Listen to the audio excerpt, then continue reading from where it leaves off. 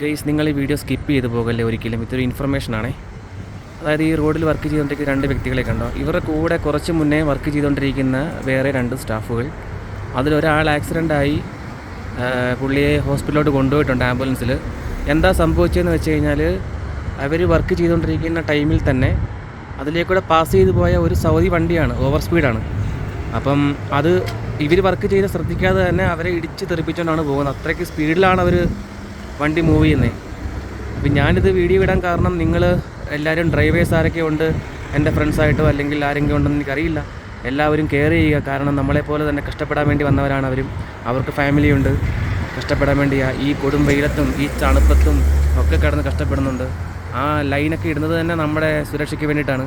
എന്നിട്ടും ഇതുപോലെ സുരക്ഷിതമില്ലാതെ വാഹനം ഓടിച്ച് അപകടം ഉണ്ടാക്കുന്ന കുറേ ആൾക്കാർ, അവർക്ക് എന്ത് കിട്ടും ഇതിൽ നിന്ന്? ഇത്ര ഓവർ സ്പീഡിൽ പോയിട്ട് നമുക്കറിയില്ല. എല്ലാവരും കെയർ ചെയ്യുക. എല്ലാവർക്കും വേണ്ടി ഒരു ഉപദേശമാണ്, ഒരു അഡ്വൈസാണ്.